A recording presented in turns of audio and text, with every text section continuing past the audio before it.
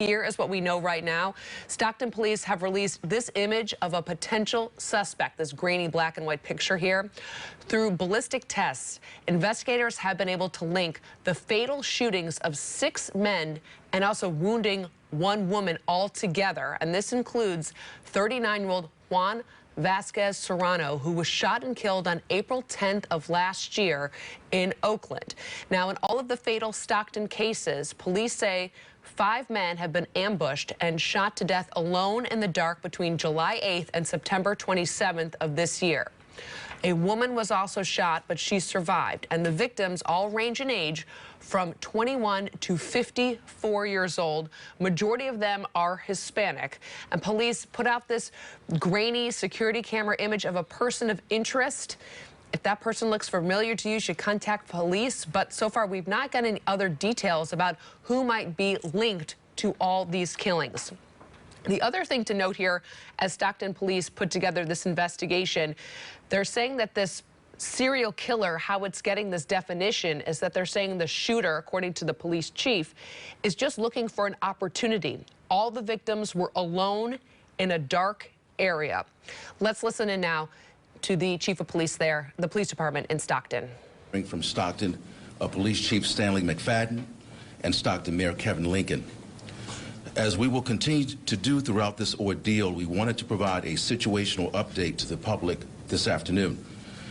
First, I would like to extend condolences to the victims and their families. Please know that we are doing everything that we can to keep the city safe and to apprehend what looks like to be a single person who has committed these crimes, although we continue to chase down evidence to definitively confirm this fact. Daily, Stockton Police Department monitors numerous data points related to crime throughout the city. As such, we know what the city's historical patterns are when it comes to crime, not unlike how we know about our own personal health. As we know ourselves, we know our city as it relates to crime. Through its daily data analysis protocol, Stockton PD has discovered an irregularity in the standard pattern of crime this year. This series of homicides is abnormal for Stockton, and as such, Stockton PD has stood up a task force, including its own resources and resources of our external partners. Chief McFadden will talk more about this shortly. In addition, we're offering an unprecedented $95,000, now $115,000 reward for information that directly leads to the capture of this person. At this time, you will hear from Chief McFadden, and then he will be followed by Mayor Kevin Lincoln, after which we will entertain a couple of questions. Chief. Thank you.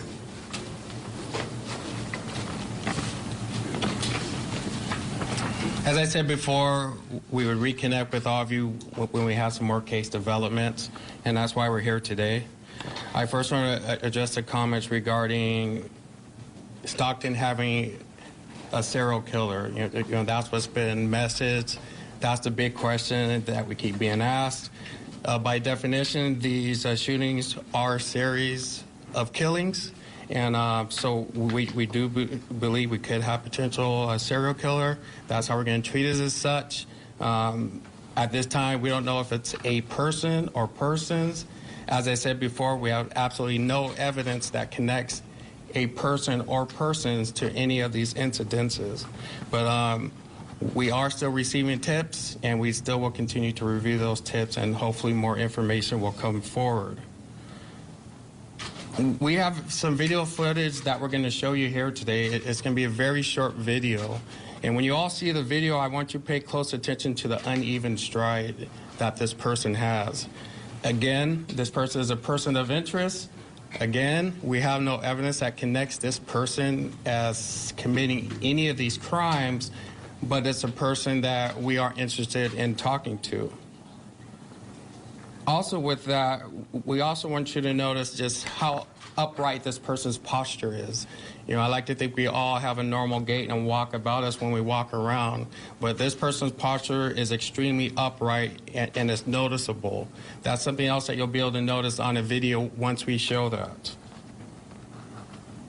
With that, as far as interconnecting these cases, We done that through ballistics, and once you start working with ballistics, the process gets very slow.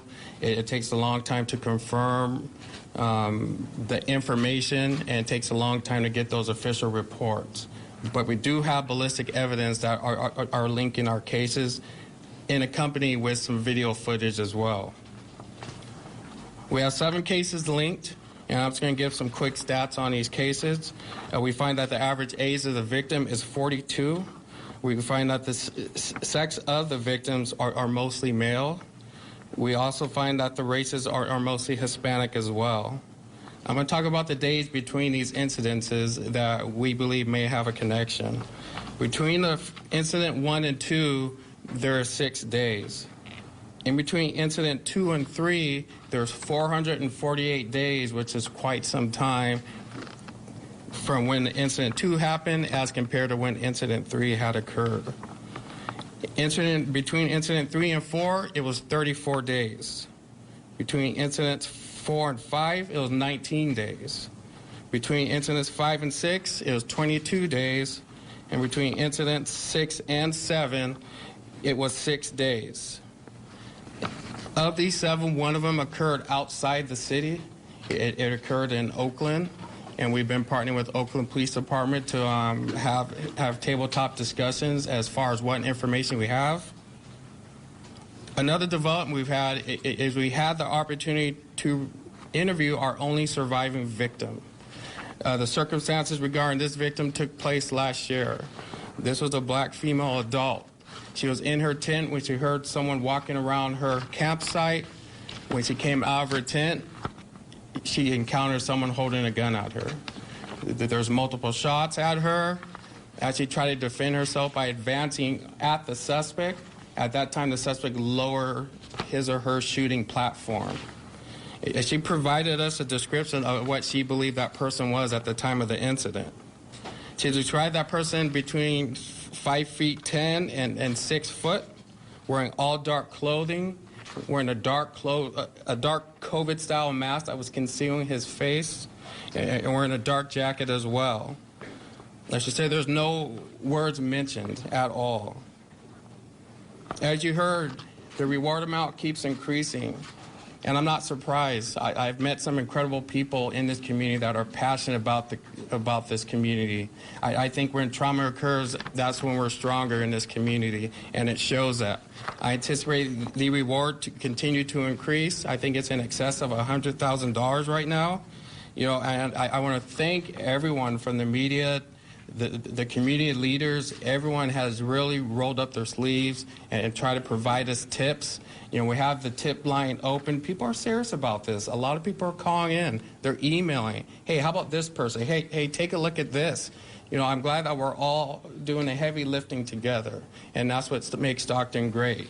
As we continue to get more information, we're going to continue to outreach with everyone. You know, I want to thank the men and women in this police department that have not gone home. That's how serious they have been about these cases. I want to thank our law enforcement partners. You know, all of our neighboring agencies have reached out. You know, I spoke again with the sheriff today. He's given us all his resources at our disposal, including technology that they're onboarding. So everyone is in this together. We have our state and federal partners that are doing some heavy lifting with some of our video processing and other evidence that is very time-consuming to get through. But we've built an all-star team of dedicated folks that have the skills, knowledge, and ability to bring a capture to this person. Now I want to turn over to Mayor Lincoln. Thank you, Chief. As we're gathered here this afternoon to discuss this recent string of homicides that we now know, we've known that they're interconnected, let's not forget the fact that to date, the city of Stockton, we've suffered the loss of 43 total Stocktonians. There's not a word that can be said, there's nothing that we could do that will bring back those lost loved ones. So my deepest and heartfelt condolences to the families of those victims of the senseless act of violence. There's one thing I know about the city of Stockton is that we are resilient. And when we experience and we go through adversity, like the chief said, we come together, we find a way. We've had to do that over these last few years, beginning with COVID and now to where we're at today. So my expectation, and I know that that is not going to change for the city of Stockton. The chief has mentioned just a moment ago, he's assembled a task force of professionals and experts that I know will not stop until justice is served. But the bottom line is we cannot do this without the help of the community.